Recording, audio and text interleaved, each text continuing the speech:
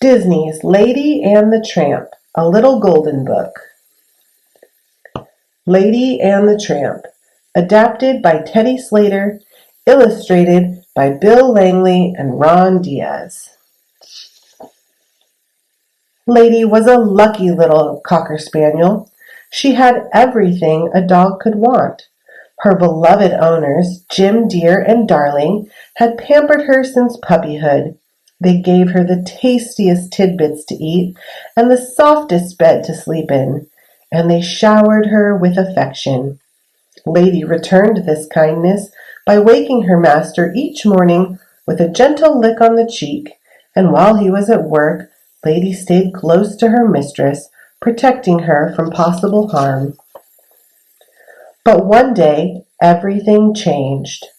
As Lady told her friends Trusty and Jock, Darling now seemed more interested in the tiny sweater she was knitting than in her faithful friend.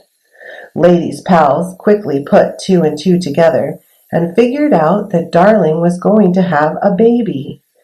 "Babies are mighty sweet," Trusty the Bloodhound said. "And very, very soft," Jock the Scotty added.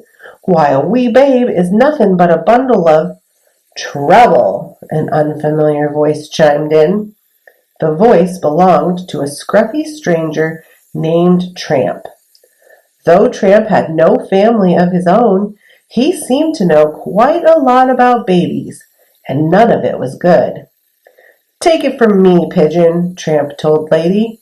"A human heart has only so much room for love and affection. When a baby moves in, the dog moves out."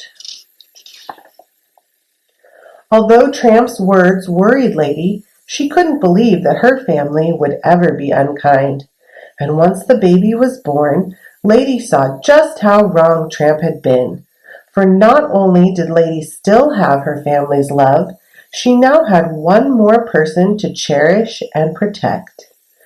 Everything was fine until Jim Dear and Darling decided to take a short vacation. "Don't worry, old girl," Jim told Lady before they left. "Aunt Sarah will be staying here to care for you and the baby." But Aunt Sarah soon made it clear that she did not like dogs at all. To make matters worse, she had brought her two nasty cats along. Lady watched helplessly as they wrecked the living room and terrorized the goldfish and the bird. When the cats headed upstairs, however, Lady sprang into action. She raced ahead to stop them from entering the nursery. The nasty creatures tried to run by her, but Lady stopped them in their tracks with a threatening growl. Aunt Sarah heard the commotion and poked her head out of the nursery. She took one look at Lady growling and the two cats sniveling, and she ran to protect her pets. "Oh, my precious pusses," she crooned, and scooping the cats up in her arms, she carried them gently downstairs. Then Aunt Sarah dragged Lady off to the pet store. "I want a muzzle for this vicious beast," she told the sales clerk. "I have just the thing," the clerk replied, placing one of the awful contraptions over the struggling dog's face. In desperation, poor Lady ran out of the store. Outside, a pack of stray dogs began to chase her. Horns blared and tires screeched as Lady raced blindly through the streets, across the railroad tracks, and into a strange and scary part of town. Her heart pounding, Lady ran on with the strays yapping at her heels. Just when she felt she couldn't take another step, a brown ball of fur rushed to her side. Biting and barking, Tramp fought off Lady's attackers until every last one had turned tail and slunk away. Tramp helped Lady remove the hateful muzzle, and then she told him her tale of woe. "Poor Pidge," he said when she had finished her story. "You sure have had a terrible day. What you need is a night out on the town to cheer you up." Tramp led Lady to a quaint little Italian restaurant. There they shared a delicious plate of spaghetti and meatballs, while musicians serenaded them with a romantic tune. After dinner, Lady and Tramp took a moonlight stroll. When they came to a patch of wet cement, Tramp scratched a big heart in the middle and placed one of his paws inside it. Lady did the same. A silvery moon was high in the sky when the two tired dogs finally snuggled up under a tree and fell fast asleep. When they awoke the next morning, Lady was horrified to realize she had spent the whole night away from home. "Ah, Pidge," Tramp said, "there's a big wide world out there just waiting for us. Why go back at all?" "Because my family needs me," Lady replied, "and I need them. Besides, who will protect the baby if I'm not there?" Tramp had no answer for that. He simply bowed his head in defeat. And even though Lady was sad to leave Tramp, she could hardly wait to return to her family.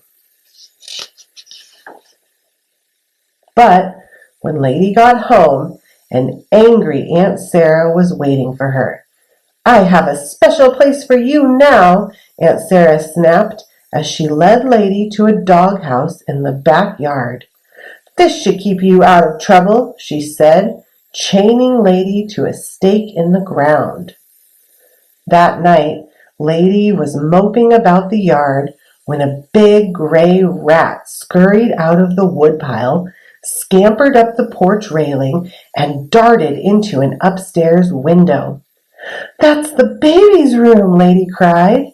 She dashed forward, but was jerked to a painful halt by her chain.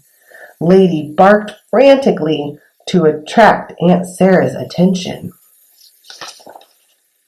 Aunt Sarah finally appeared at the back door, but only to yell at Lady.